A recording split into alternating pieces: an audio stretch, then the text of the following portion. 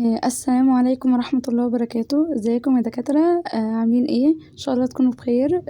انا معاكم نوال، زميلكم فرقة 5. ان شاء الله النهاردة هنشرح السكشن التالت في مادة الجراحة. هو سكشن بسيط خالص بيتكلمنا عن الكف والسكشن والهاندلنج. تقريبا كده احنا هنبقى مسابقين الكلية بجزء، بس لان زميلتي اللي قبلي كانت شرحت حاجات زيادة في الفايبريشن والبركشن وكده، فاحنا ممكن نكون مسابقين الكلية بجزء تقريبا، وهيبقى جزء الهاندلنج هيبقى انا هشرحه قبل ما يتشرح في الكلية. السكشن بسيط خالص، وحتى الجراحة سهلة قوي، وكمان السكاشن سهلة جدا، وكلها حاجات انتوا عارفينها قبل كده، ومعظمها كلام نظري. بس في الاخر ما تستقلوش بيها لانها هتبقى دش وهتبقى كتيرة، فالاحسن تذاكروها اول باول. ان شاء الله النهاردة هنشرح الكف والهاندلنج والسكشن. نبدأ اول حاجة بسم الله، نبدأ بالكف. نبدأ بسم الله. يعني ايه كف؟ هي sudden audible explosion of air from the lung physiologically or reflexively that help in clearance of lung bronchi وترقية from impotence و recreations and prevent aspiration of foreign material into lung. يعني ايه كف؟ كف يعني كحة. طيب لو جينا نعرفها هي يعني ايه؟ هي قال لنا ان هي sudden، بتبقى فجأة. audible explosion of air، بيحصل خروج بشكل مفاجئ للهواء من اللنج، وبيبقى audible يعني ايه؟ يعني بشكل مسموع. يعني انا اقدر اسمع حد وهو بيكح، فهي بتبقى بشكل مسموع، وبتبقى صدن فجأة. وهنعرف ازاي هتيجي صدن لما نشرح الميكانيزم اوف كف. طيب قال لنا عند ان هي بطريقة يا اما فيسيولوجيكالي يا اما ريفلكسلي. يعني ايه فيسيولوجيكالي؟ عادي فيسيولوجي بشكل طبيعي، لما يبقى في مثلا ميوكس او سكريشن موجوده في اللنج، او مثلا في تراب مثلا، او في اي حاجه بتعيق مثلا التنفس، الشخص بيكح عشان يطرد الحاجه دي من ان هي تدخل جسمه.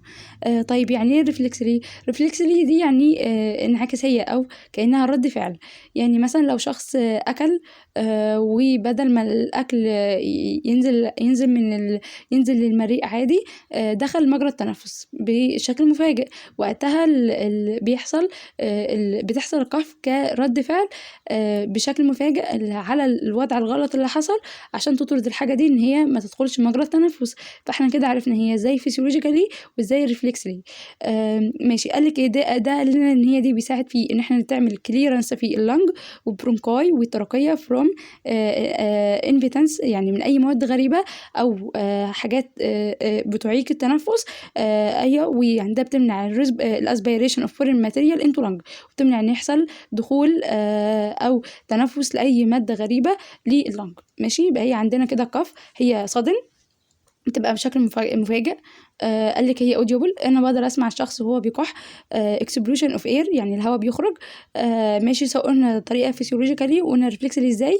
قال لك دي بتعمل كليرنس لللنج، للرئه وبرونكاي الشعب الهوائيه، وترقيه اللي هي القصبه الهوائيه. ان احنا نطرد اي مواد غريبه موجوده فيها، ونمنع ان هي تدخل اللنج. تمام. نيجي عندنا للميكانيزم بتاعت الكف. اول حاجه لازم نثبت شوية حاجات عندنا. ما الشخص عشان يكح بشكل قوي لازم ياخد ديب انسبيريشن. يعني ايه ديب انسبيريشن؟ يعني بياخد نفس بشكل عميق، لان النفس بشكل عميق بيخلي الكحة تبقى فعالة اكتر، وتخرج كل السكريشن اللي موجودة جوه، او الميوكس او كده. فاحنا اول حاجة عندنا اول ستيج هي ديب انسبيريشن. قال لنا volume of inspired air should be adequate volume to produce cough usually 60% of predicted vital capacity. يبقى احنا عندنا لازم عشان الكف تبقى فعالة او تبقى قوية بدرجة كبيرة عشان تخرج كل السكريشن او ميوكس اللي موجودة جوه، لازم ناخد ديب انسبيريشن. وقال لنا ان الفوليوم اوف انسبيرد اير لازم يبقى كافي عشان يدينا كف قويه. او قال لنا بيبقى 60% من الفيتال كاباسيتي بتاع الايه اللنج، يبقى 60% من السعه بتاعه اللنج. تمام. يبقى اول حاجه دي بالانسبيريشن. طيب تاني حاجه بيحصل كلوزنج اوف جلوتس، اللي هو بيحصل قفل لسان المزمار. قال لك ان ده بيحصل ليه؟ تو بريبير فور ابدومينال وانتركوستال ماسل تو بروديوس بوزيتيف انترا ثوراسيك بريشر ديستال تو جلوتس. تاني حاجة بتحصل إن بيحصل قفل للسان المزمار عشان يحبس كمية كبيرة من الهواء جوه اللنج أو جوه الجسمانة كمان. فده بيزود أو بيحفز إن الأبدومينال والإنتركوستال ماسل إن هي تشتغل، فيزود الضغط الموجود جوه فيدينا قف قوية. ماشي، يبقى زي ما قلنا بيحصل closing of glottis، يعني بيتقفل لسان المزمار علشان يحبس كمية كبيرة من الهواء ويساعد الابدومينال والانتركوستال ماسل ان هي تزود ان يزيد الانتراسوراسيك بريشر الموجود جوه. فده بيساعد ان لما الشخص يجي يكح تبقى الكحة فعالة اكتر. تمام. طيب تالت مرحلة increase الانتر ابدومينال بريشر. احنا قلنا ان بيحصل كلوزنج للجلوتس. الجلوتس لما بيتقفل ده بيحبس كمية كبيرة من الهواء. طب لما بيحبس كمية كبيرة من الهواء ايه اللي بيحصل؟ بيزود الضغط اللي موجود، اللي بيزود الانتر ابدومينال بريشر والانتر ثوراسيك بريشر. يبقى بيزود حاجتين لما بيحصل كلوزنج الجلوتس، بيحصل بيزود الانتر ابدومينال والانتر ثوراسيك بريشر. فده بيخلي ان بيحصل كونتراكشن في الشيست وول ماسل والابدومينال والبلفيك فلور ماسل. يبقى القفل لسان المزمار بيزود البريشر الموجود جوه وبيعمل بيساعد ان هو يزود الكونتراكشن بتاع الشيست ماسل والابدومينال والبلفيك فلور ماسل. طيب الكونتراكشن بتاع الابدومينال ماسل بيعمل ايه؟ الكونتراكشن بتاع الابدومينال ماسل بيزود الانتر ابدومينال بريشر. طيب لما يزيد الانتر ابدومينال بريشر ايه اللي بيحصل؟ هيحصل بوشنج للدايفرام ابورد. الدايفرام هيطلع، الحجاب الحاجزي هيطلع لفوق. فلما الحجاب الحاجز طلع لفوق، الثوراسيك كافيتي الفوليوم بتاعه الدنيا بالنسبه له فوليوم اكيد الثوراسيك كافيتي هيقل. فده بيزود الانتراسوراسيك بريشر. الانتراسوراسيك بريشر بيزيد اكتر. يبقى تاني الكونتراكشن في ابدومينال ماسل، انقباض عضلات البطن بيزود الانتر ابدومينال بريشر. فالانتر ابدومينال بريشر لما بيزيد بيرفع الدايفرام لفوق. فلما الدايفرام بيترفع لفوق بيزود الفوليوم اوف ثوراسيك كافيتي، بيقلل الفوليوم بتاع الثوراسيك كافيتي عذرا، بيقلل حجم الثوراسيك كافيتي لان الدايفرام كده طلع لفوق فقلل الحجم بتاع الثوراسيك كافيتي. فده بيزود الانترثوراسيك بريشر. تمام. بعد كده ايه اللي بيحصل بقى نتيجة كل الحاجات اللي بتحصل دي؟ بيحصل sudden opening of glottis، ان لسان المزمار بيتفتح فجأة. قال لنا هنا رابع مرحلة secondary to increasing intra-alveolar pressure the glottis will suddenly open. يبقى نتيجة زيادة ضغط الانتر ابدومينال بريشر والانتر ثوراسيك بريشر وان الدايفرام طلع لفوق، ده بيحصل ان الضغط بيزيد قوي وبيزيد على الانتر alveolar بريشر، بيزيد الضغط جوه الحويصلات الهوائية، فبيحصل sudden opening للجلوتس. ماشي. طيب خامس مرحلة قال لنا بقى بسبب sudden opening of glottis high velocity air flow from lung produce forcible explosion of air. نتيجة ان لسان المزمار اتفتح بسرعة وفجأة بشكل مفاجئ، ده سرعة الهواء اللي خارج من اللنج هتبقى عالية جدا، فهيعمل لك forcible explosion of air. يعني الهواء اللي هيخرج من في اثناء الكحة ده هيبقى قوي جدا، لان لسان المزمار اتفتح فجأة فكان الضغط كان شديد قوي. فلما زاد عمل دفع للهواء بشكل كبير. يبقى الحاجة بشكل بسيط سهلة جدا. لو جينا اتكلمنا عن الكاب ميكانيزم بشكل عام عشان لو حد اتلخبط، اول حاجة بيحصل ديب انسبيريشن، الشخص بياخد كمية كبيرة من الهواء، ده بيزود الفوليوم اوف انسبايرد اير، بيزود حجم الهواء الموجود جوه الرئة، فبيدينا الكحة تبقى قوية. تمام. يبقى اول حاجة بيحصل ديب انسبيريشن. تاني حاجة بيحصل كلوزنج اوف جلوتس. تاني حاجة قلنا بيحصل كلوزنج لجلوتس، يعني بيحصل قفل لسان المزمار. ده لما بيتقفل لسان المزمار جلوتس يعني، ده بيزود الضغط اللي موجود جوه، فبيحفز الابدومينال والانتركوستال ماسل عشان تزود الضغط اللي موجود جوه. تمام. عندنا تالت مرحلة احنا قفلنا لسان المزمار وخدنا دي بانسبيريشن، ايه اللي هيحصل؟ الضغط اللي موجود جوه هيزيد قوي، فيحصل زيادة الانترا ثوراسيك بريشر والانتر ابدومينال بريشر. تمام. طيب اللي بيحصل ازاي ده بيحصل؟ بيحصل كونتراكشن الابدومينال ماسل، بيحصل انقباض لعضلات البطن، بتزود عندنا الانتر ابدومينال بريشر. فبترفع الدايفرام لفوق، فبيقل الثوراسيك كافيتي، بيقل حجمه، بيقل. فلما بيقل الضغط، يعني هو الضغط عالي قوي والحجم قليل، فهو الضغط هيزيد اكتر، فهيزود الانترثوراسيك بريشر. فنتيجة ده كله بيحصل ايه؟ بيحصل sudden opening للجلوتس، وبعد كده بيحصل القف بتحصل بشكل مفاجئ نتيجة sudden opening of جلوتس، وبيحصل high velocity air flow from the lung، ان الهواء بيخرج بشكل كبير من اللنج. تمام. نيجي هنا لتاني حاجة، في بوست اوبريتيف فاكتورز ديكريز للإفكتفنس اوف كاف. في عوامل بتحصل نتيجة ان الشخص عمل عملية، فهو مش قادر يكح بشكل فعال زينا مثلا بشكل نورمال مثلا. فهو ايه العوامل اللي ممكن تخلي الشخص اللي عنده عملية، اللي عامل عملية، ما يقدرش يكح بشكل فعال؟ عندنا حاجتين اتنين: inability of patient to take deep breath due to incisional pain after recent thoracic or abdominal surgery. شخص لسه عامل عملية فعنده جرح، فهو ما يقدرش ياخد ديب انسبيريشن بسبب الالم الجرح عنده. فما يقدرش ياخد الديب انسبيريشن، فما يقدرش يكح بشكل فعال. احنا قلنا عشان يكح بشكل قوي لازم ياخد ديب انسبيريشن 60% من الفيتال كاباسيتي. طيب تاني حاجه: decrease النورمال ciliary activity in bronchial tree decrease in normal ciliary activity in bronchial tree due to general anesthesia and intubation. عندنا السيليا دي بتبقى موجودة في الرئة، بتبقى كأنها كده مكنسة بتشيل كل السكريشن والميوكس، الحاجات والإفرازات الموجودة جوه الرئة. طيب شخص عامل عملية واخد جنرال انستيزيا، واخد تخدير عام، التخدير العام، ومثلا او هو عامل مثلا انتوبيشن في انبوبه دخلت مجرى التنفس بتاعه، ده بيقلل من كفاءة السيليا ان هي تعمل تشيل السكريشن او الميوكس الموجودة جوه اللنج.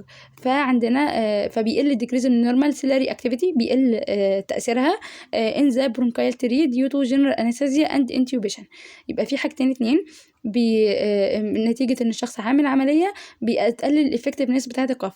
اول حاجة ان الشخص مش قادر ياخد ديب انسبيريشن او ديب بريس نتيجة الانسيشنال بين اللي عنده، هو مثلا عامل عملية في منطقة في صدره او عند بطنه، فما يقدرش ياخد ديب انسبيريشن ان في الم الجراحة بيوجعه. تمام. وفي decrease السيلي اكتيفيتي، احنا لما تأثيرها بيقل، فده بيتؤدي الى تراكم السكريشن والميوكس جوه اللنج، فبتقلل برضو ان يحصل ان هو يكح بشكل فعال. تمام. طيب دلوقتي هناخد طرق بتسهل انه الشخص يكح بشكل فعال، وان يكح بشكل قوي حتى هو بعد ما هو يكون عامل عملية. في 5 انواع من الكف هناخدهم: في كنترولد كف، في سبلنت، وفي مانوال اسيستد، وفي تراكيال، وفي هافنج. هما 5 انواع هناخدهم بيشرحوا لنا الكف ميكانيزم، او بيشرحوا لنا ازاي ممكن يساعد شخص عامل عملية بانه يكح بشكل احسن. في اول حاجة كنترولد كف. post operative patient often can't cough due to pain، هو ما يقدرش يكح بسبب البين، so the controlled cough mechanism will be effective for them. تمام. هو الشخص مش قادر يكح بشكل فعال او بشكل قوي شبه الاول، شبه الشخص النورمال، فبيبقى فيه controlled cough mechanism بتساعده ان هو يقدر يكح بشكل احسن. طيب عندنا اول حاجه teaching controlled effective cough. اول حاجه لازم نعمل evaluation للبيشنت voluntary او بشكل reflexive. يعني ايه؟ نشوف الشخص ده هو بيقدر في العادي ان هو يكح، يعني هو بعد ما عمل عمليه يقدر يكح بشكل فولنتري، ولا محتاج ان احنا نحفز حاجات معينه عشان نخليه يكح بشكل ريفلكسيف مثلا. تاني حاجة بنحط البيشنت في ريلاكسد وكومفورتابل بوزيشن فور ديب بريزنج اند كاف، نحطه في وضع مريح ليه سواء سيتنج او ليننج فورورد. بالمناسبة السيتنج هو افضل وضع يتحط فيه البيشنت عشان يقدر يكح بشكل احسن. قالك ايه؟ البيشنت نيك سلايتلي فليكسد تو ميك اب مور كومفورتابل. النيك بتبقى متنية بشكل بسيط، بتساعد ان هو يكح بشكل احسن. بعد كده بنعلم البيشنت ديب كنترول دايفراماتيك بريسنج، نعلمه ازاي يكح هنجيبها دلوقتي. demonstrate the proper muscle action for coughing abdominal muscle. لما الشخص يجي يكح من يكح بمساعدة الابدومينال muscle. لما الشخص يجي يكح بمساعدة الابدومينال ماسل. ليه؟ لان الابدومينال ماسل بتزود الضغط اللي موجود بتزود الضغط بتزود الانتر ابدومينال بريشر، فبتساعد ان الكحة تبقى اقوى. طيب عندنا ليه بنستخدم الدايفرماتيك بريسنج؟ وبنستخدم الدايفرماتيك بريسنج ليه؟ لان ده بيزود كميه الهواء جوه اللنج، فبتخلي الكحه اكثر كفاءه. يبقى احنا بنستخدم دايفرماتيك بريسنج وبنستخدم الابدومينال ماسل عشان يكح بشكل احسن. عندنا instruct patient to place his hand on his abdomen and do 3 huff with expiration to feel contraction of abdominal muscle. قال لنا ممكن نخلي شخص يحط ايده على بطنه ويعمل 3 huff، كأنه بيخرج النفس من بقه كده مع صوت، يعني 3 huff يعمل كده to feel contraction of abdominal muscle. patient instructed to take 3 deep breaths. بياخد 3 deep inspiration، بيخرج 2 بشكل نورمال، بس مع التالت بيخرج كف. يبقى 3 deep breaths to exhale normally while the third is cuffed firmly. مع التالت مع النفس التالت اللي هيخرج منه بيخرج بيه كحة. تمام، دي كنترول كف بشكل عام. ماشي. قال لنا هنا ان الديب بريس بيفور كف. ليه بناخد ديب انسبيريشن قبل ما يكح؟ لان ده عندنا بيزود بيقلل الاتلاكتيزز وبيزود الفوليوم، فبيزود الافكتفنس اوف كف. عندنا الديب بريس قلنا بناخد كميه كبيره من الهواء، بتقلل الاتلاكتيز. يعني ايه؟ بيحصل يحصل انكماش او انهيار لللنج عندنا. عشان ما يحصلهاش انكماش فبناخد كميه كبيره من الهواء قبل ما يبدا ان هو يكح. عندي وبتزود لك الفوليوم. احنا بنزود الفوليوم ماشي وبنزود بزياده الفوليوم بتزود لنا الافكتفنس اوف كف. تمام. نيجي هنا تاني حاجة سبلنتد كف. دي التكنيك دي بنستخدمها لو في انسيشنال بين ريستريكتنج كف. هو مش قادر يكح بسبب الألم أو الوجع اللي بيجيله نتيجة انه الألم اللي بيوجعه أثناء ما هو بيجي يكح. فاحنا بنعمل ايه؟ بنحط مثلا كابيلو أو حاجة بنحطها عند منطقة الأبدومين، ماشي، وان هو يسند عليها ويبدأ ان هو يكح. تمام. يبقى لو في incisional pain restricting cough through teaching the patient to splint over the incision. عايزين نعرف الشخص ازاي لو الشخص عنده incisional pain ازاي يكح. بنبدأ نقول له كح. بنبدأ نقول له استخدم بيلو مخدة مثلا or any other soft كوشن هيلد جنتلي. بنحطها عند منطقة البطن بشكل جنتل، ما تبقاش بنحطها بلطف، مش بنضغط جامد، لان هي ممكن تسبب زيادة في الوجع اللي هو عنده اساسا نتيجة العملية. بات فيرملي بتبقى بشكل هو ماسكها كويس عشان لما يجي يكح تبقى واخدة مساحة كبيرة فيقدر يكح بشكل احسن. while coughing makes the process less painful. فدي بتخلي الكحة ان هي تبقى اقل وجع عليه. قال لنا during cough the patient feels thoracic and abdominal wall pushing out, so patient can give counter pressure with the pillow or his hand. تمام. احنا قلنا لما الشخص بيجي يكح الثوراسيك والابدومينال وول كانهم بيخرجوا لبره، وهما بيخرجوا لبره كده ده بيزود الالم اللي هو اوريدي عنده الم نتيجه العمليه اللي عاملها. فعشان نقلل كده بنقول للبيشنت بايدك مثلا مخده موجوده على بطنك مثلا، بايدك كانك بتعكس الضغط، بدل ما هو يخرج لجوه تدخله لجوه تاني، بدل ما هو يخرج لبره عذرا هندخله لجوه تاني.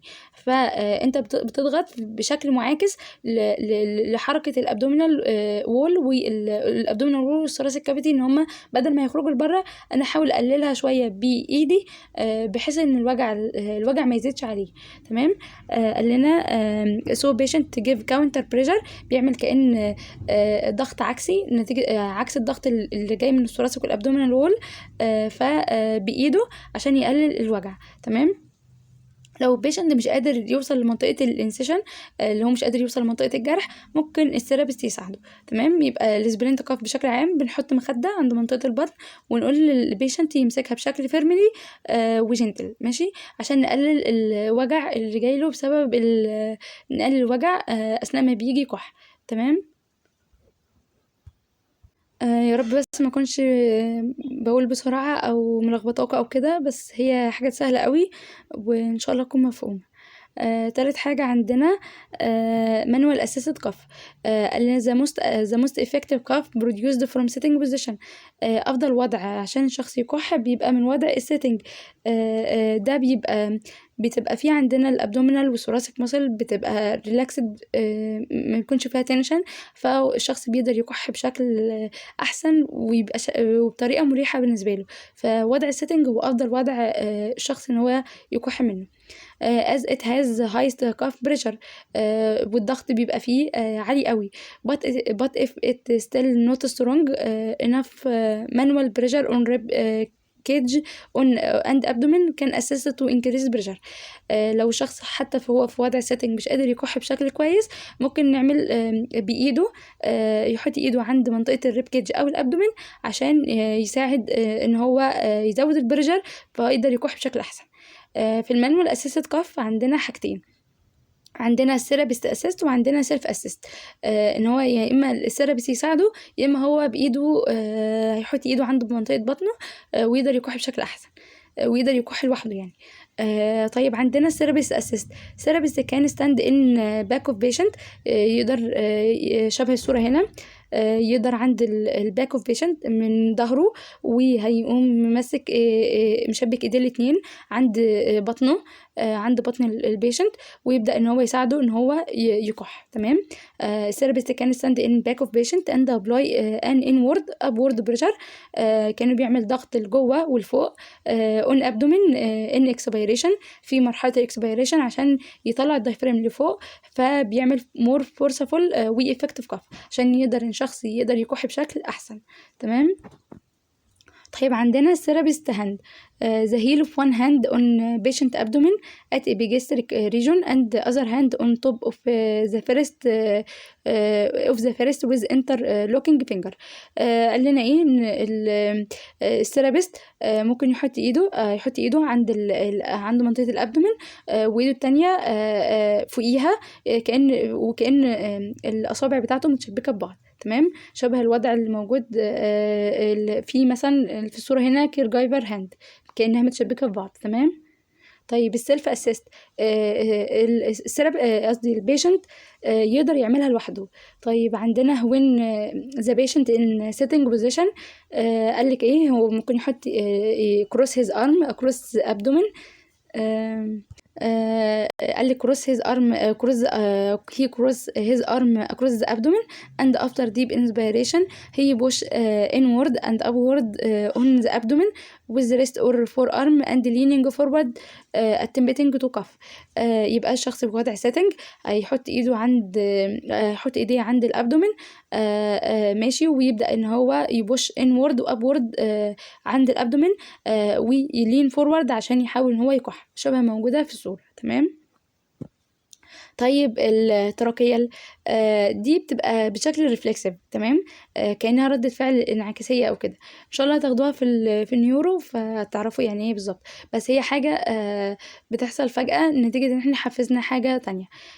يعني احنا هنا هنحفز المستقبلات الحسية اللي موجودة عند التراكية، فنتيجة لكده ان الشخص هيبدأ يكح بشكل مفاجئ. تمام. دي بنستخدمها في انهي حالات؟ لو عندنا مثلا طفل مش عارفين نقول له ان هو يكح، مش عارف ان هو يكح بشكل نورمال، لو احنا مش عارفين نستخدم معاه سبلنت كاف ولا كنترولد كاف، فنحفز منطقة الترقية بحيث ان هو يقدر يكح. او disoriented patient who can't cooperate in treatment. البيشنت مش قادر ان هو يبقى متعاون معانا واحنا بنعمل له علاج، او هم مش في وعيهم مثلا. قال لنا ايه هي حاجه uncomfortable maneuver that done to elect a reflexive cuff. هي حاجه مش مريحه طبعا بالنسبه للشخص، بس هي بنضطر نستخدمها عشان نعمل reflexive cuff، ان هي ان هو يكح حتى لو مش بشكل نورمال. قال لنا ايه الثيرابيست بليس تو فينجر ان ستيرنال ويتش، عند منطقه ستيرنال ويتش هنا and applies circular motion، ويعمل حركة دائرية with pressure downward into ترقية to facilitate reflexive cuff عند منطقة هنا عند السيرنال ويتش، وهنعمل circular motion ونعمل pressure downward لترقية عند الترقية عشان نعمل reflexive cuff. يبقى احنا بس هنا كأننا بنحفز عند منطقة اللي هي بتاعت الترقية، بنحفز المنطقة دي عن طريق ان احنا بنعمل سيركولار موشن. ده بتزود البريشر الموجود، فبيساعد ان الشخص يكح with reflexive cough. تمام. بالمناسبة دي اللي جات لي في الامتحان، امتحان عملي، هي سهلة قوي، وركزوا في السكشن لان هو معظمه جه في الامتحانات العملي وكده، هو بسيط خالص. انا حاولت والله اشوف لكم فيديوهات لكده تشرح الحاجات دي، بس للاسف ما لقيتش. يعني بس هي سهله وبسيطه، ولو حد احتاج حاجه تاني او ما فهمش اي جزء ممكن يبعت لنا، واحنا ان شاء الله هنشرحها بطريقه احسن. يبقى بنحط ايدينا زي ما قلنا، بنحط ايدينا عند الستيرنال ويتش وبنعمل سيركولار موشن، فده بتحفز ان يحصل ريفلكسيف كف. تمام. اخر حاجه هي هافينج forced expiration technique. It is the same as cough in concept and effect, but differ in mechanism, as in huff the mouth kept open to keep glottis open, air exhaled forcefully from mouth as coughing, but with less force and effort. This technique is less stressful on patient and more effective. قال لنا في الهافنج دي الشخص مش بيبقى مش بيقفل بقه، لا بقه بيفضل مفتوح، فالجلوتس او لسان المسمار بيفضل مفتوح، فاما الشخص ما يجي يكح ما يبقاش الكحة شديدة او قوية قوي، لا بيكح بشكل قليل بحيث ما يتتعبوش او كده. فالقاف هنا بتبقى قليله، وبتبقى لسه ستريسفول للبيشنت. هي شبه القاف العاديه بيعمل خف عادي، بس الفرق ان الماوس بيفضل مفتوح، بقه بيفضل مفتوح، فالجلوتس بيفضل مفتوح، فده بيخلي ان لما الشخص يجي يكح الكحه لما تطلع منه ما تبقاش بشكل اندفاعي بشكل قوي، فتبقى قليله، فبتبقى لسه ستريسفول عنده. تمام. يبقى زي ما قلنا هي شبه القف الكونسبت بتاعها، ان هو شخص بيبدأ يكح عادي، بيعمل هاف فبيقدر يكح، بياخد نفس فبيبدأ يكح عادي، بس الفرق ان الماوس بتاعه بيفضل مفتوح، فده بيخلي الجلوتس يفضل مفتوح، فما يحصلش صدن اوبننج ليه، فما يزودش مثلا تبقى كحة شديدة عليه. بتبقى قليلة، فبتبقى اقل اجهاد للعيان، مثلا لو هو الجرح بيوجع قوي فبنقدر نستخدمها. تمام. طيب في عندنا بروكوشنز او احتياطات لازم ناخد بالنا منها واحنا بنحاول نساعد شخص ان هو يعمل قف او كده، ان هو يكح او كده. اول حاجه never allow patient to suck air in by gasping because it increase the work of breathing and cause patient to be fatigued easily and increase the turbulence and resistance in airway that lead to increase bronchospasm and may push mucus and foreign object into air passage. يعني ايه دي؟ جاسبنج يعني ايه؟ يعني ايه جاسبنج؟ يعني ان هو ياخد نفس بشكل سريع وقوي، كأنه نفس، كأن مثلا حد مثلا خد نفس بشكل سريع وقوي، فما نخليش البيشنت يعمل ده. ما ياخدش نفس، ما ياخدش مثلا ديب انسبيريشن بشكل قوي قوي وبسرعه. ليه؟ لان ده بيزود الورك اوف بريسنج، بيزود عمليه التنفس، بيزود اساسا الشغل الموجود على الرئه، فممكن يخلي البيشنت يتعب بسرعه، ويزود الريزيستنس في الاير واي فممكن يسبب ان يحصل برونكوسبازم، فممكن بدل ما بتخرج الميوكس والسكريشن اللي جوه لا تدخلها اكتر للايروي. ماشي. فعندنا لازم ناخد بالنا ان البيشنت لما يجي نيفر الاو بيشنت وتساك اير ان باي جاسبنج، يعني ما ياخدش نفس بسرعه قوي في زي مثلا في الجاسبنج الشخص بياخد النفس بشكل سريع وقوي، فده بيزود الورك اوف بريزنج، فممكن يدخل الشخص ان هو يدخله في برونكوسبازم او يخليه يتعب بسرعه. فلا نحاول ان هو ياخد نفسك بالراحه، دي بانسبيريشن ماشي، بس بالراحه بشكل ما يضعفش، ما يخلكش تتعب بسرعه، وما ما ما ما ما يبقاش مجهود زياده عليك. تمام. avoid forceful coughing with patient who have history of CVA or aneurysm. those patient using huffing not coughing. عندنا هنا avoid forceful coughing، يعني ان هو يكح بشكل قوي. يعني دي هنستخدم معاها انهي نوع من الكف؟ يبقى اكيد الهف، لان الهف مش بنعمل forceful cough. تمام. with patient who have history of CVA اللي هي cerebrovascular accident، اللي هم عندهم سكتة دماغية، او aneurysm يعني تمدد في الأوعية الدموية. those patient using huffing not coughing. طيب ليه بنستخدم مع دول الهافنج مش الكف؟ ليه قلنا ان احنا بنستخدم مع البيشنت دي مع البيشنت عندهم CVA او انيوريزم بنستخدم معاهم الهاف؟ لان عندنا السيربروفاسكولار اكسيدنت او السكتة الدماغية او الانيوريزم اللي هي تمدد الاوعية الدموية. احنا قلنا ان لما بيجي الشخص يكح بيزيد الضغط اللي موجود جوه، فده ممكن يزود الخطر اساسا الموجود عنده، ممكن يزود تمدد الاوعيه الدمويه بشكل كبير.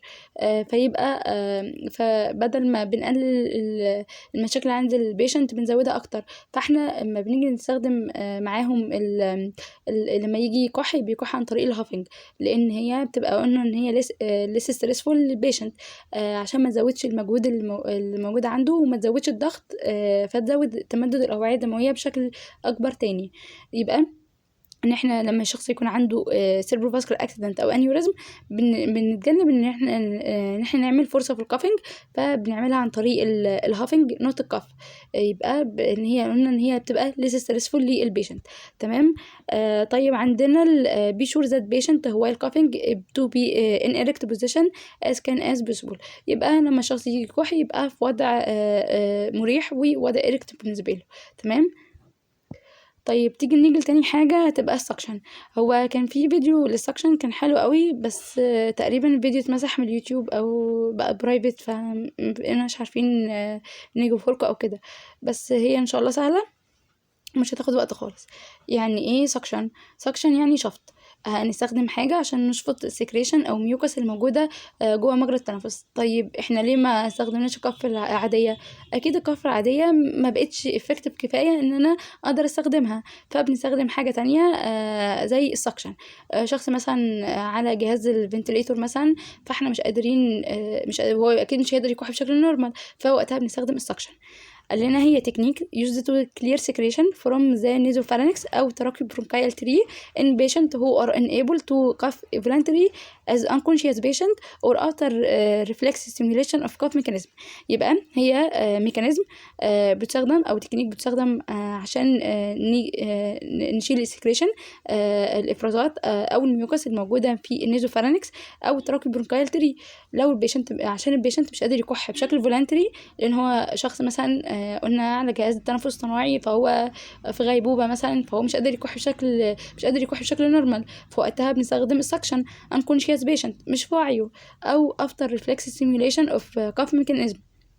تمام. بعد ما بنعمل ريفلكس ستيميوليشن اوف كاف ميكانيزم، احنا عملنا الريفلكس كاف، بس احنا عايزين في سكريشن بس احنا عايزين نخرجها، فممكن نستخدم السكشن. تمام. طيب ايه الانديكيشن اللي احنا بنستخدم فيها السكشن؟ في 4 حاجات. اول حاجه abnormal breath sound، في اصوات غريبه في الايه في الرئه. لما بنستخدم الاسكالتيشن بنسمع اصوات غريبه زي رنقاي او ويت ريلز. طبعا انتوا عارفين الحاجات دي اكيد من البطنه. هي اصوات غريبه بتبقى موجوده في الرئه من غير ما ندخل في تفاصيلها لان هي محور طويل. تاني حاجه significant hyperemia decrease ال PaO2. اللي هي نقص الأكسجين في الدم. وقتها دي من الحالات ان احنا بنستخدم فيها السكشن. في respiratory distress، ضيق او صعوبة في التنفس. في عندنا برضو all patient with artificial airway او mechanical ventilator. يبقى الانديكيشن او الحاجات اللي انا بستخدم معاها suction: في abnormal breath sound، في اصوات غريبة جوه الرئة. الاصوات دي نتيجة طبعا تراكم السكريشن اللي موجودة جوه. في هايبريميا اللي هي نقص الاكسجين في الدم. بتبقى نقص الأكسجين نتيجة إن طبعا الإفرازات متراكمة جدا. الإفرازات بتبقى متراكمة بشكل كبير، فبتقلل دخول الهواء. فلما الهواء يقل، إن هو بيقل دخوله، بيقل الأكسجين في الدم. يعني عشان تفهموها، معلش إن أنا بطول في التفاصيل دي، بس لو حد بيحب التفاصيل زي يعني بس هي سهلة.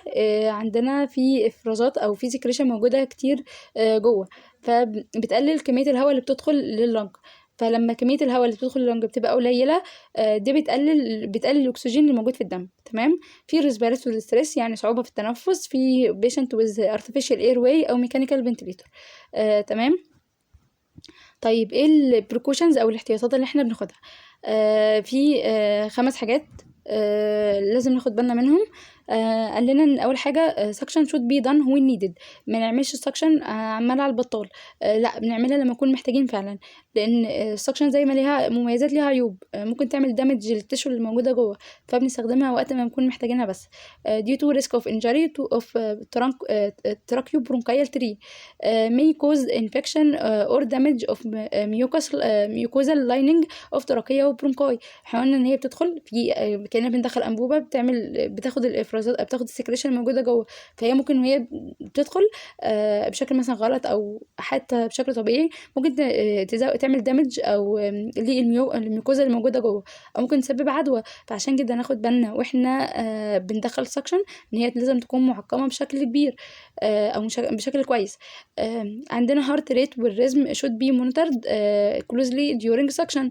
احنا بناخد سكشن فالاكسجين بيقل، فلازم نراقب الحاجات دي كلها، ونراقب ضربات القلب والنبض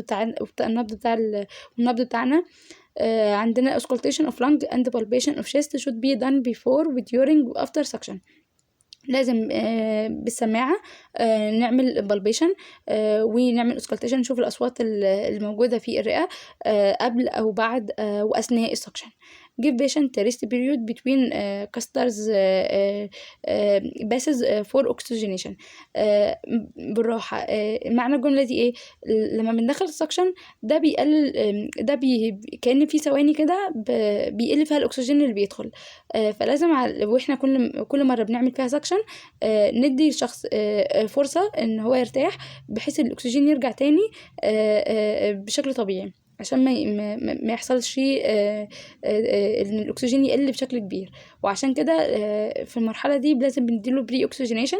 قبل ما بندي سكشن بنديله بري اوكسجينيشن، بندخله اكسجين بنسبه 100%، وحتى بعد ما بنخلص بندخله برضو اكسجين بنسبه 100%، عشان النقطه دي مهمه، عشان ما تقلش كميه الاكسجين اللي موجوده جوه.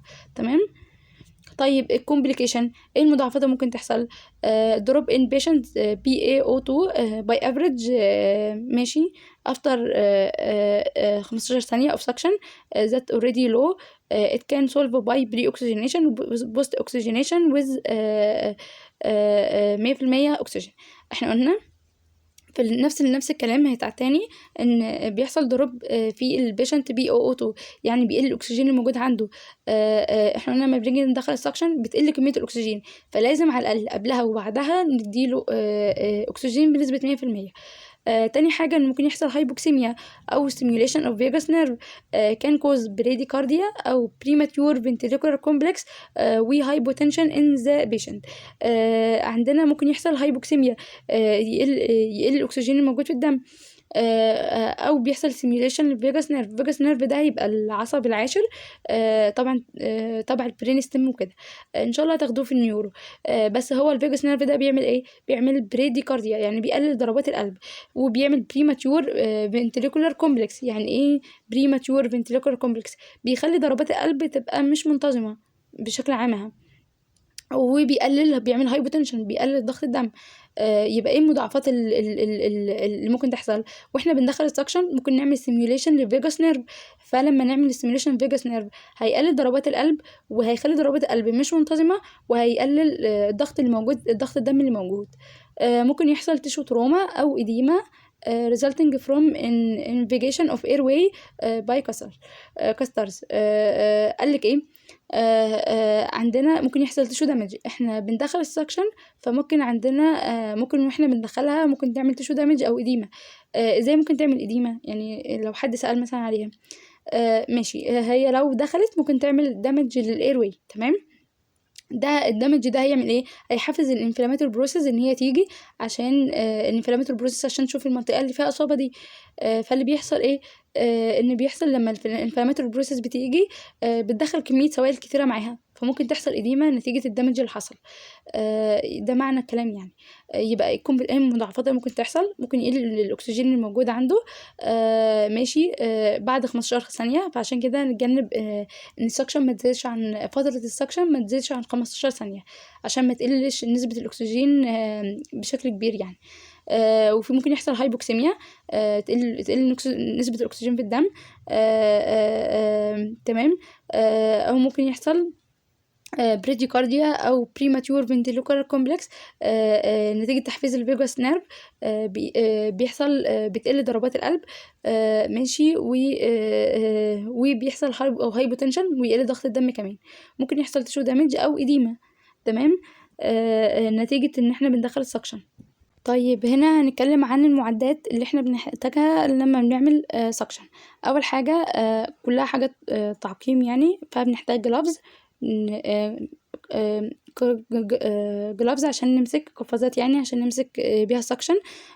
بنحتاج طبعا اللي هي القسطره بتاعت السكشن. بنستخدم جهاز كاردياك مونيتور، اللي هو عشان نلاحظ ضربات القلب والهارت ريت والريزم وكده. بنستخدم ستريل كونتينر، بتبقى وعاء كده بيبقى معقم، بنحتاجه عشان نعقم فيه الادوات اللي احنا هنستخدمها. بيبقى عندنا اكسجين سورس، مصدر الاكسجين، سواء الامبيو باج او الفنتليتور عشان يدينا الاكسجين. بنحتاج سكشن سورس، حاجه المصدر للسكشن، فيكم حاجه كده اكيد بتسحب السكريشن والميوكس الموجوده. بنحتاج بروتكتيف اي وير. بنحتاج برضو ووتر سوليبل ليبريكانت. بتبقى الووتر سوليبل ليبريكانت دي بتبقى كانها ماده بتدخل وبتدوب في الميه، كأنها ملطفة كده، بتدخل بتشيل الحاجات السكريشن الموجودة، وهي بتدوب في المية. يعني هي كأنها مادة بتدخل وبتدوب في المية، بتشيل منها الحاجات الموجودة جواها السكريشن وكده. ستريل ووتر فور كليننج كسر. بنحتاج مية طبعا عشان نعقم بيها القسطرة. بنحتاج ستريل سالين يعني محلول معقم، عشان نعقم بيها الشطافة، او اللي هي الشطافة بتاعت اللي هي القسطرة. تمام. طيب ايه الاجراءات اللي احنا بنستخدمها عشان نعمل سكشن؟ قال لنا بنحضر حاجات اللي احنا نستخدمها، بريبير جلافز والكاستر والكونتينر، الوعاء اللي احنا نستخدم فيه. بنلبس ستريل جلاف على الدوميننت هاند في ايدينا نشتغل بيها، عشان نعمل بنلبس فيها القفازات وكده، عشان نعمل جراسب لكاستر وكونتينر. وبنلبس بروتكتيف جلاسز. تمام. بنلبس طبعا نظارات. قال لنا ايه؟ بنحط الستيريل ووتر في كونتينر، الميه المعقمه بنحطها في الوعاء. تمام، عشان نبدا نحتاجها لو احنا احتاجناها، عشان نشطف القسطره او كده. تمام. ريموف ستريل كاستر اند اتاش ات تو سكشن سورس. بنحطه في مصدر سكشن. وجراس بقت باي ستريل دومينانت هاند اند اذر هاند جراس اوفر اتاشمنت اوف سكشن سورس. يعني في مصدر بيبقى عند السكشن سورس، ماشي، وفي مصدر تاني بيبقى في ايدينا عشان ندخل الانبوبه. بري اوكسجينيشن اوف بيشنت ويز 100% اكسجين باي ماسك اور باج. ماشي. احنا قلنا ان احنا بنعمل له بري اوكسجينيشن، بندخل اكسجين بنسبه 100% قبل وبعد السكشن، فلازم نتاكد من دي قوي عشان ما يقلش كميه الاكسجين ويحصل اتلاكتيزز لا قدر الله. insert the catheter into airway and stop when resistance. يبقى ندخل الكسر بقى لما ندخل قسطرة في الايرواي في مجرى الهواء، وبنقف لما بنلاقي ريزيستنس، بنلاقي مقاومه. فيلت اور كاف از تريجرد، او حصل تحفيز للكاف ان هي تبدا. then withdraw it 1 سنتي then apply suction. بعد كده بنحطها تاني وبنبدأ نسحب في من الوضع ده. تمام. withdraw withdraw cutter with twirling motion between thumb index and third finger while maintain the suction by closing cutter end by other thumb. Don't maintain more than 10 seconds. هنا بنسحب القسطرة بشكل دائري ما بين الثامب والاندكس والثيرد فينجر، ما بين الثلاث صوابع بتوعنا، واحنا بنحافظ على السكشن. بنبدأ قفلنا by closing cursor end by other thumb. don't maintain more than 10 seconds. ما نعملش سكشن اكتر من 10 ثواني لان ده بيقلل نسبة الاكسجين.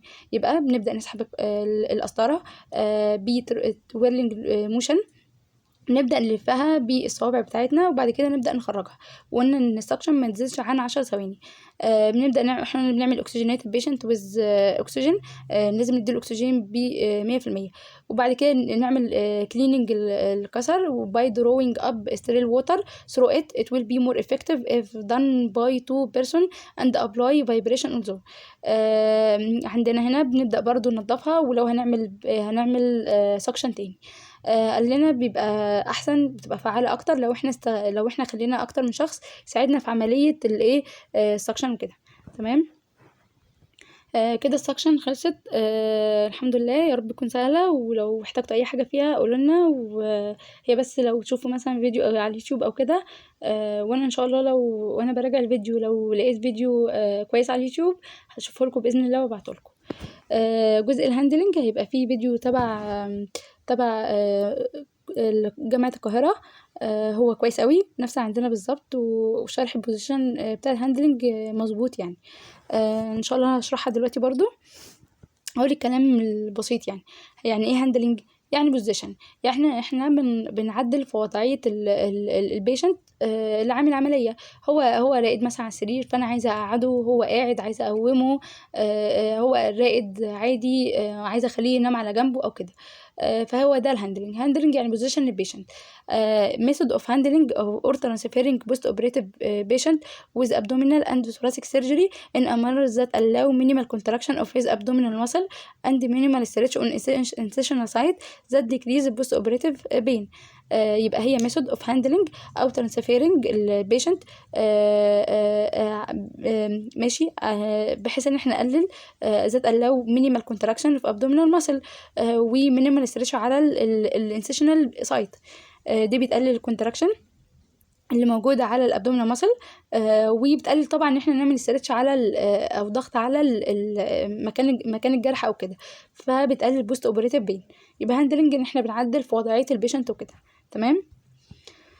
طيب ايه هدفها؟ بتقلل البوست اوبريتيف بين. هو عنده جرح، فانا عايزه احطه في وضع مثلا ما يقل الجرح عنده او يقل الوجع عنده. to allow early ambulation، ان هو يبدأ يتحرك او يبدأ يمشي او يبدأ يقف، يبدأ يتنقل من وضع لوضع، فبحفز عنده وضعيه ان هو يبدا يمشي او كده. وبرده بتقلل بوست اوبريتيف سيركيلاتوري وريسبيراتوري كومبليكيشن. ما هو لو شخص فضل راقد بس في وضع معين اكيد هيحصل له مشاكل في الريسبيراتوري، السكريشن هتزيد عنده والميوكس هيزيد، فببدا احركه عشان اقلل المضاعفات دي ان هي تحصل. تو decrease incidence of pressure ulcer. هو لو شخص راقد بيبدا عنده تتكون تقرحات الفراش وكده، نتيجة ان هو مش بيتحرك، فابدأ لا انقله من وضع الوضع. يبقى ايه اهداف الهاندلنج؟ بتقلل البين، وبتساعد ان هو early ambulation، وبتقلل الكومبليكيشن اللي بتحصل، وبرده بتقلل اللي هي فرص ان يحصل ألسر. procedure for handling. اول حاجة، اول وضع هناخده handling from supine to sideline. يعني هو شخص نايم، هجيبه على جنبه. ازاي بقى؟ قلنا patient position هيبقى crook lying. ماشي. عندنا stand beside البيد with his hand fisted and supported on the bed if bed rails not available. bed rails دي يعني كأنها حاجة بيمسك فيها الشخص، حاجة بتبقى موجودة جنب السرير أو في السرير نفسه. يعني bed rails كأنها مقابض كده ممكن الشخص بيمسك فيها. طيب لو دي مش موجودة في السرير، قال لنا البيشنت أو الثيرابيست بيقوم عند طرف السرير، يقوم عامل ايده فيستد، بحيث تبقى هي البيد ريلز بدل البيد ريلز اللي مش موجودة، بحيث لما الشخص يجي المريض يجي يميل يمسك فيها او كده. تمام. يبقى ده فايدة ان الشخص يعمل ايديه فيستد. تمام. with his hand fisted and supported on the bed if bed rails not available.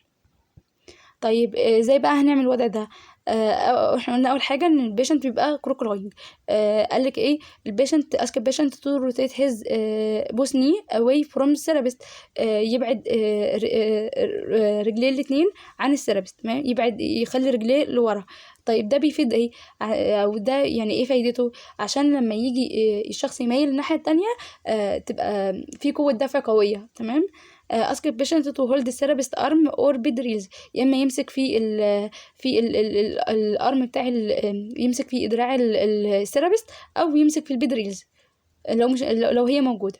وبعد كده ايه هنقول له؟ ايه rotate your knee، لف ركبتك الاثنين ناحيتي with your body as one unit، كحاجه واحده till reach side line، لحد ما تبقى سايد لاين. advise patient to push with his knee rather than pull with his hand. لما يجي يدفع بجسمه عن طريق ركبته، مش عن طريق ايديه، لان ده ممكن يزود الابدومينال او يزود الابدومينال او الشيست بين. تمام. لو هو عامل عمليه او كده، فلما بيجي يحرك بيه ركبتين الاثنين. تمام. ان شاء الله في الفيديو بتاع الهاندلنج هتلاقيها بسيطه خالص وعبيطه جدا يعني، فان شاء الله بس اكون وضحت شويه حاجات. تاني بوزيشن من سايد لاين للسيتنج. يعني هو راقد جنب، هنخليه يقعد. بيشنت هيبقى سايد لاينج. قال لنا الثيرابيست هيبقى ستاند بيسايد البيد فيسنج البيشنت، هيبقى وشه ناحيه البيشنت. هنقول ايه؟ اسك البيشنت تو موف تو ذا ايدج اوف ذا بيد. ابدا حرك نفسك لحد ما توصل لحرف السرير. اند لور هيز ليج، ونزل رجلك لتحت. اسك البيشنت تو هولد ثيرابيست تورسو باي هيز ارم.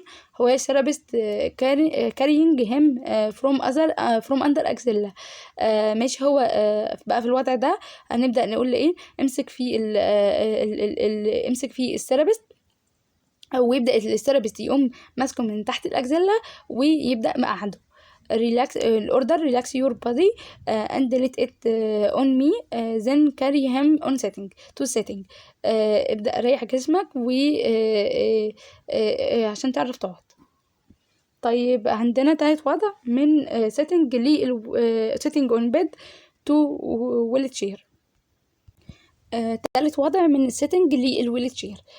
قال لنا هو البيشنت هيبقى لونج سيتنج، يعني هو قاعد على السرير اون ذا بيد ويز هيز باك، ظهره فيسنج ويل تشير. يعني نحط الكرسي متحرك بعيد عن السرير، بحيث يبقى ظهره ليه عشان لما يجي يقوم ويقعد عليه. ماشي.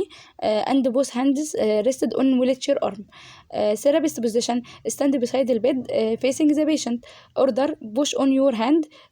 ادفع على ايدك، يعني حط ايدك على السرير و lift your body up from bed on wheelchair.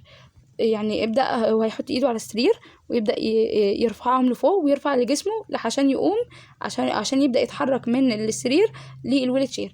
ويبدأ طبعا السيرابيست ممكن يساعده بان هو يشيل من وزن جسمه عشان يعرف يتنقل من السرير لكرسي متحرك. تمام. اخر وضع من sitting لستاندنج، عشان من هو قاعد عشان يقوم. طيب ايه الوضع اللي هيبقى فيه؟ patient position هيبقى long sitting on edge of bed or on wheelchair. هيبقى قاعد على السرير او قاعد على الويلتشير او قاعد على الكرسي المتحرك. stand facing البيشنت هيبقى جنبه with his both hand around the patient back.